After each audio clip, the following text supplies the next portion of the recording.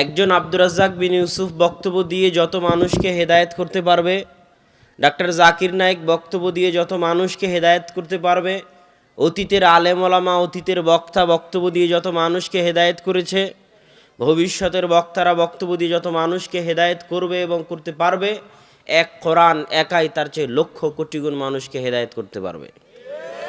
কিন্তু মানুষ কোরআন পড়তে পারলে তো, মানুষ কোরআন বুঝতে পারলে তো।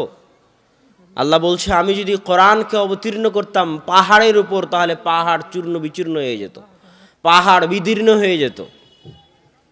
কিন্তু মানুষের তো কোরআন বুঝারই ক্ষমতা নাই। আমাদের মধ্যে কয়জন কোরআন বুঝি? উনি যে আয়াতগুলো তেলাওয়াত করলো, সে আয়াতগুলোর অর্থ কয়জন শুনে বুঝতে পারলাম?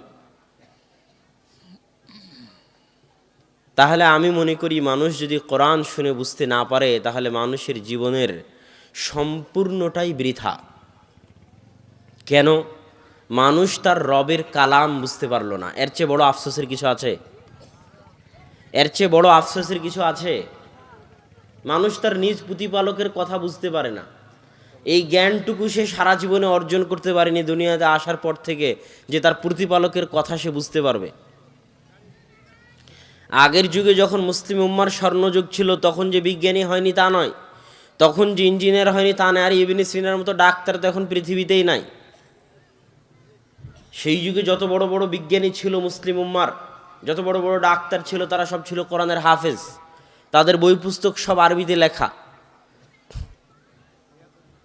কোরআনের হেফজ মানুষের মেধাকে এত বাড়িয়ে দিতে পারে, মানুষের স্মৃতিশক্তি, মানুষের বুদ্ধিশক্তি, মানুষের তীক্ষ্ণ শক্তিকে এত বাড়িয়ে দিতে পারে, যা পৃথিবীর কোনো কিতাব পারে না।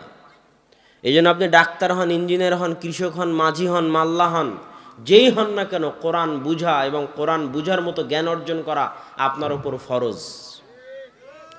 এটা শাইখুল ইসলাম ইবনে তাইমিয়া রাহিমাহুল্লাহর ফতোয়া, যে প্রত্যেক মুসলমানের জন্য কোরআন বুঝার মতো জ্ঞান অর্জন করা ফরজ। কেননা আল্লাহ কোরআন আপনার জন্য পাঠিয়েছেন, না কার জন্য? মানুষ মনে করে মুহাম্মদ সাল্লাল্লাহু আলাইহি ওয়াসাল্লামের উপর পাঠিয়েছে মানে শুধু মুহাম্মদ সাল্লাল্লাহু আলাইহি ওয়াসাল্লামের কাজ। আর আমাদের জন্য কি কাজ? আমরা এটাকে কাপড় দিয়ে মুড়িয়ে সুন্দর করে, ব্যাস এটাই হলো মুসলমানদের কাজ, আর তাকের উপর তুলে রেখে দিবে। এই জন্য পবিত্র কোরআন এসেছে। একে কাপড়বন্দি বাক্সবন্দি করে চুমা দিয়ে বুকের সাথে লাগিয়ে তাকে তুলে রাখার জন্য এই জন্য কোরআন এসেছে। তাবিজ কবজ হিসেবে ব্যবহার করে, ওষুধ আরোগ্য হিসেবে ব্যবহার করে টাকা পয়সা ইনকাম, ব্যবসা বাণিজ্য করার জন্য কোরআন এসেছে। তাহলে আমরা কোরআনের মূল্যায়নটা করলাম কোথায়? মুসলমানেরা যতদিন না নিজেরা পরিবর্তন হবে, ততদিন আল্লাহ তাদের ভাগ্য পরিবর্তন করবে না। আর সালাফে সালেহিন বলে গেছেন যে এই উম্মতের পরবর্তীদের সংশোধন ওটে দিয়েই সম্ভব, যেটে দিয়ে এই উম্মতের প্রথম অংশের সংশোধন হয়েছিল।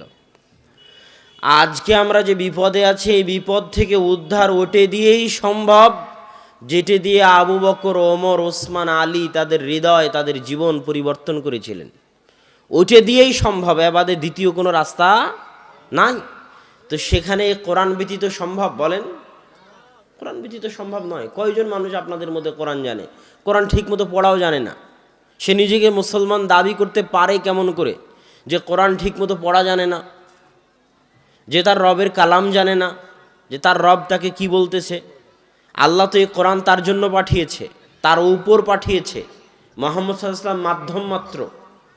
প্রত্যেক মানুষের জন্য এই কোরআন পাঠানো হয়েছে। হিন্দুকেও কোরআন পড়ে দেখতে হবে, খ্রিস্টানকেও কোরআন পড়ে দেখতে হবে, ইহুদিকেও কোরআন পড়ে দেখতে হবে। একজন মুসলমানকে তো দেখতে হবেই হবে, কেন এই কোরআন তার জন্যই পাঠানো। আল্লাহ কি বলেছে কোরআনে, এটা তার বোঝা জরুরি, ফরজ। এটা না বুঝে সে দুনিয়া থেকে যায় কেমন করে?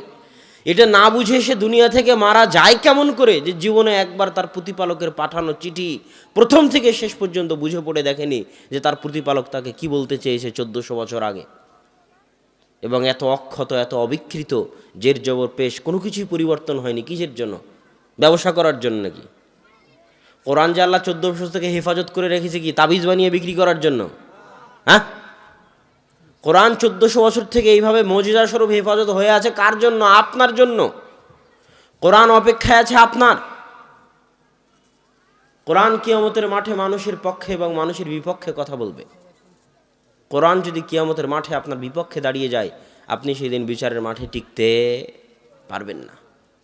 অতএব কোরআন যেন আপনার পক্ষে দাঁড়ায়, কোরআন যেন কিয়ামতের মাঠে আপনার পক্ষে আল্লাহর দরবারে সাক্ষী দেয়, এই চেষ্টা আপনাকে করতে হবে।